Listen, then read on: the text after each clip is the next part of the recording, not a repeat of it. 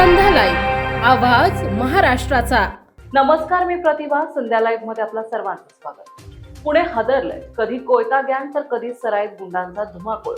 पुण्यात गुन्हेगारांना पोलिसांचा धाक उरलाय की नाही असा प्रश्न आता विचारला जात आहे। कारण पुरंदरच्या दिवे घाटात मध्यरात्री जे घडलं ते पाहून तुमच्याही अंगावर काटा येईल।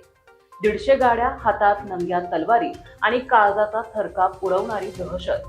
काय आहे हे संपूर्ण प्रकरण पाहूयात।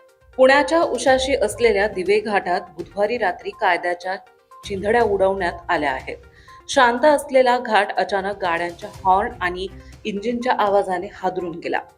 1-2 नव्हे तर तब्बल 100 ते 150 गाड्यांचा ताफा आणि त्यावर स्वार झालेली ही तरुणांची टोळी।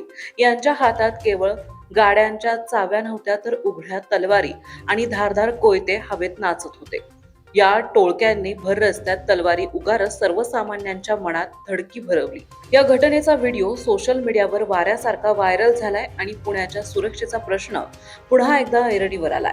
या घटनेने पडसाद आता राजकीय वर्तुळातही उमटले आहेत। राष्ट्रवादी काँग्रेसचे आमदार रोहित पवार यांनी या घटनेचा व्हिडिओ ट्विट करत सरकार आणि प्रशासनावर तीव्र संताप व्यक्त केलाय। पुण्यात गुन्हेगारांचे मनोबल इतके वाढले कसे असा सवाल त्यांनी उपस्थित केला असून गृहमंत्र्यांच्या कार्यक्षमतेवर बोट ठेवलं आहे। पुणे शहर आणि जिल्ह्यात सराईत गुन्हेगारांनी उच्छाद मांडला आहे। दिवे घाटातील या प्रकरणामुळे आता पुणे ग्रामीण पोलिसांच्या कार्यक्षमतेवर प्रश्नचिन्ह उपस्थित होत आहे। 150 गाड्यांचा ताफा घाटातून जातो आणि पोलिसांना सुगावा लागत नाही।